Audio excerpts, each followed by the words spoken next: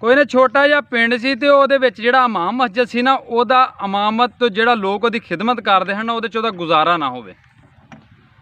ਉਸ ਪਿੰਡ ਦੇ ਵਿੱਚ ਕੋਈ ਅੱਲਾ ਦਾ ਨੇਕ ਬੰਦਾ ਜਗੀਰਦਾਰ ਸੀ ਤੇ ਉਹਨੇ ਜਦੋਂ ਇਮਾਮ ਮਸਜਿਦ ਦੀ ਹਾਲਤ ਵੇਖੀ ਨਾ, ਤੇ ਉਹਨੇ ਪਿੰਡ ਦੇ ਨਾਲੋਂ ਨਾ ਕੋਈ 2-3 ਕਿੱਲੇ ਜ਼ਮੀਨ ਮੌਲਵੀ ਸਾਹਿਬ ਦੇ ਦਿੱਤੀ ਕਿ ਇੱਥੇ ਤੁਸੀਂ ਫਸਲ ਬੀਜ ਕੇ ਤੇ ਨਾਲੇ ਜਦੋਂ ਤੁਸੀਂ ਫਾਰਗ ਹੁੰਦੇ ਜੇ ਆਪਣਾ ਕੰਮਕਾਰ ਕਰ ਲਿਆ ਕਰਿਓ, ਤੇ ਇਹ ਤੁਹਾਨੂੰ ਆਮਦਨ ਆਏ ਦੀ, ਤੁਹਾਡਾ ਕੋਈ ਰੋਜ਼ਗਾਰ ਦੀ ਆਮਦਨ ਜਿਹੜੀ ਉਹ ਵਧੇ ਦੀ, ਤੇ ਤੁਸੀਂ ਆਪਣਾ ਘਰ ਦਾ ਗੁਜ਼ਾਰਾ ਕਰ ਲਓ ਦੇ ਤੇ ਸੌਖਾ।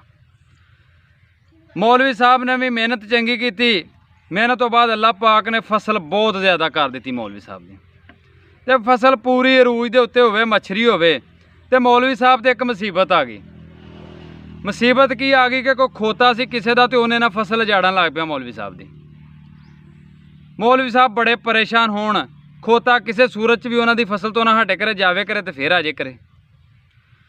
ਉਹ ਇੱਕ ਦਿਨ ਨਾ ਖੋਤਾ ਫਸਲ ਪਿਆ ਖਾਵੇ, ਮੌਲਵੀ ਸਾਹਿਬ ਬੰਨੇ ਤੇ ਬੈਠੇ ਹੋਣ, ਤੇ ਉੱਥੋਂ ਨਾ ਜੱਟ ਲੰਘਿਆ ਬੰਨੇ ਤੋਂ। ਆਂਦਾ ਮੌਲਵੀ ਸਾਹਿਬ ਤੁਸੀਂ ਅਜੀਬ ਆਦਮੀ ਜੇ, ਖੋਤਾ ਤੁਹਾਡੀ ਫਸਲ ਉਜਾੜਨ ਡਿਆ, ਤੁਸੀਂ ਹੱਥ ਤੇ ਹੱਥ ਰੱਖ ਕੇ ਬੈਠੇ ਜੇ, ਇਹਨੂੰ ਡੱਕੋ ਤੇ ਸਹੀ। ਮੌਲਵੀ ਸਾਹਿਬ ਆਂਦੇ ਨੇ ਮੇਰੇ ਕੋਲ ਇੱਕ ਕੁੱਕੜ ਸੀ, ਇੱਕ ਬੱਕਰਾ ਸੀ, ਮੈਂ ਉਹ ਸਦਕਾ ਵੀ ਦੇ ਛੜਿਆ ਦਾ। ਕੱਲ੍ਹ ਦੀਆਂ ਮੈਂ ਮੁਖਤਲਿਫ ਸੂਰਤਾਂ ਕੁਰਾਨ ਪਾਕ ਦੀਆਂ ਪੜ੍ਹ ਕੇ ਤੇ ਇਹਨੂੰ ਫੂਕਾ ਮਾਰ ਚੁੱਕਾ ਵਾਂ, ਲੇਕਿਨ ਇਹ ਕਿਸੇ ਸੂਰਤ ਵੀ ਖੋਤਾ ਜਿਹੜਾ ਨਾ ਮੇਰਾ ਨੁਕਸਾਨ ਕਰਨ ਤੋਂ ਨਹੀਂ ਮੁੜਦਾ ਪਿਆ, ਉਸ ਤਰ੍ਹਾਂ ਕੋਈ ਮਨਹੂਸ ਹੈ। ਪਹਿਲਿਆਂ ਵਕਤਾਂ ਦੇ ਵਿੱਚ ਨਾ ਜੱਟ ਜਿਹੜੇ ਸਨ ਨਾ, ਜਦੋਂ ਬਾਹਰ ਨਿਕਲਦੇ ਹੁੰਦੇ ਸਨ ਨਾ, ਇਹ ਅਕਸਰ ਕੁੱਤੇ ਬਿੱਲੇ ਲਈ ਡਾਂਗ ਹੱਥ 'ਚ ਰੱਖਦੇ ਹੁੰਦੇ ਸਨ। ਜੱਟ ਹਿੰਮਤ ਵਾਲਾ ਸੀ, ਡਾਂਗ ਚੰਗੀ ਹੱਥ ਸੀ, ਉਹਨੇ ਨੱਸ ਕੇ ਤੇ ਖੋਤੇ ਤੇ 2 ਮਾਰੀਆਂ, ਕੰਡ ਚੰਗੀਆਂ, ਖੋਤਾ ਤੇ ਹਰਨ ਵਾਂਗੂ ਮਾਰਦਾ ਚੁੰਗੀਆਂ ਤੇ ਨਿਕਲ ਗਿਆ।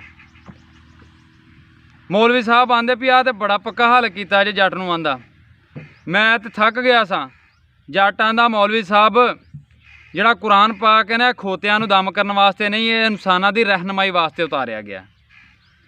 ਤੇ ਸਦਕਾ ਜਿਹੜਾ ਨਾ ਉਹ ਬਲਾਵਾਂ ਟਾਲਦਾ, ਇਨਸਾਨਾਂ ਤੋਂ ਖੋਤਿਆਂ ਦੀਆਂ ਨਹੀਂ ਟਾਲਦਾ ਹੁੰਦਾ।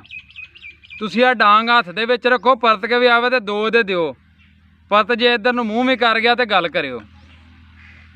ਇਹ ਗੱਲ ਤੁਹਾਨੂੰ ਨਾ ਸੁਣਾਉਣ ਦਾ ਮਕਸਦ ਇਹ ਸੀ ਵੀ ਸਾਡੇ ਮੁਲਕ ਨੂੰ ਬਣੇ ਨੂੰ ਨਾ ਕੋਈ 74-75 ਸਾਲ ਹੋ ਗਏ ਨੇ। ਹਰ ਸਾਲ ਹੀ ਸਲਾਬ ਆਉਂਦਾ ਵੇ ਤੇ ਹਰ ਸਾਲ ਨੁਕਸਾਨ ਕਰਦਾ ਵੇ। ਇਹ ਸਲਾਬ ਆਉਂਦਾ ਵੇ ਜਾਂ ਲਿਆਇਆ ਜਾਂਦਾ ਵੇ, ਕੋਈ ਇਹਦੇ ਵਾਸਤੇ ਵਸਾਇਲ ਨਹੀਂ ਬਣਾਏ ਗਏ। ਬਾਹਰਲੇ ਮੁਲਕ 'ਚੋਂ ਸਿਰਫ ਅਮਦਾਦਾਂ ਮੰਗ ਕੇ ਤੇ ਖਾਧੀਆਂ ਜਾਂਦੀਆਂ ਨੇ। ਜਿਹੜੀ ਵੀ ਹਕੂਮਤ ਹੁੰਦੀ ਹੈ ਨਾ ਆਪਣਾ ਢਿੱਡ ਭਰਦੀ ਏ, ਅਮਦਾਦ ਲੈਂਦੀ ਹੈ, ਜ਼ੁਕਾਤ ਲੈਂਦੀ ਹੈ ਬਾਹਰੋਂ, ਤੇ ਆਪਣਾ ਢਿੱਡ ਭਰ ਕੇ ਨਿਕਲ ਜਾਂਦੀ ਏ। ਕਿ ਇਹ ਡੈਮ ਬਣਾ ਕੇ ਛੋਟੇ-ਛੋਟੇ ਤੇ ਇਸ ਮੁਲਕ ਦੇ ਵਿੱਚੋਂ ਸਲਾਬ ਨੂੰ ਰੋਕ ਨਹੀਂ ਸਕਦੇ। ਜਿੰਨਾ ਸਾਡੇ ਮੁਲਕ ਦੇ ਵਿੱਚ ਇੰਨਾ ਕਣਕ ਦਾ ਹੁਣ ਜਿਹੜੀ ਕਣਕ ਸਟਾਕ ਹੋਈ ਦਾ ਨੁਕਸਾਨ ਹੋ ਗਿਆ ਤੇ ਕਾਟਨ ਦਾ ਨੁਕਸਾਨ ਹੋਇਆ ਨਾ, ਮੇਰੇ ਖਿਆਲ 'ਚ ਇੰਨਿਆਂ ਪੈਸਿਆਂ ਦੇ ਅਗਰ ਡੈਮ ਬਣਾਏ ਜਾਣ ਨਾ ਤੇ ਅਸੀਂ ਕਾਫੀ ਹੱਦ ਤੱਕ ਬਚ ਸਕਨੇ ਹਾਂ। ਪਰ ਨਹੀਂ, ਇਹ ਲੋਕ ਇਹ ਕਰਨਾ ਹੀ ਨਹੀਂ ਚਾਹੁੰਦੇ।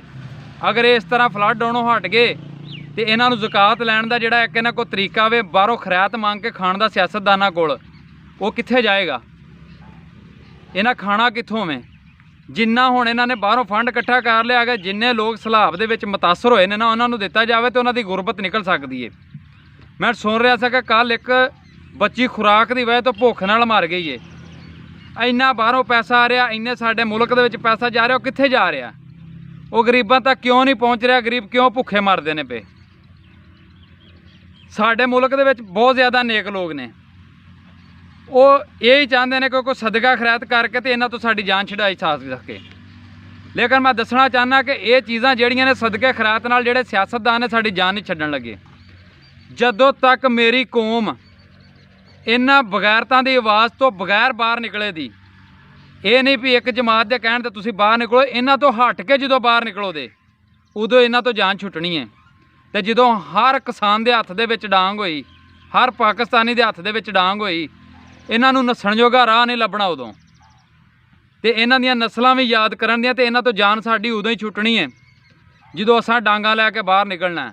ਉਵੇਂ ਬਗੈਰਤ ਸਾਡੇ ਮੁਲਕ ਨੂੰ ਖੋਖਲਾ ਕਰ ਛੱਡਣ ਲੱਗੇ ਨੇ।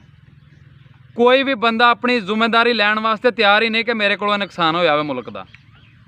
ਤੇ ਕੌਣ ਨੁਕਸਾਨ ਕਰਦਾ ਪਿਆ? ਸਾਡੇ ਮੁਲਕ 'ਚ ਕਿਹੜਾ ਵਸੈਲ ਘੱਟ ਨੇ? ਅਲਹਮਦੁਲਿਲਾ ਸਾਡੇ ਮੁਲਕ ਦੇ ਵਿੱਚ ਅੱਲਾਹ ਪਾਕ ਦੀ ਹਰ ਚੀਜ਼ ਏ, ਹਰ ਰਹਿਮਤ ਸਾਡੇ ਕੋਲ, ਹਰ ਨਿਮਤ ਸਾਡੇ ਕੋਲ। ਸਾਡੇ ਮੁਲਕ 'ਚ ਹਰ ਫਸਲ ਹੁੰਦੀ ਏ। ਲੇਕਿਨ ਇਹ ਬਗੈਰਤ ਜਿਹੜੇ ਨੇ, ਇਹ ਸਿਰਫ ਆਪਣਾ ਜਿਹੜਾ ਤਰੀਕਾ ਖਾਣ ਦਾ ਨਾ, ਅਗਰ ਉਹ ਛੱਡ ਦੇਣ ਤੇ ਅਸੀਂ ਅੱਜ ਵੀ ਖੁਸ਼ਹਾਲ ਹੋ ਸਕਦੇ ਹਾਂ।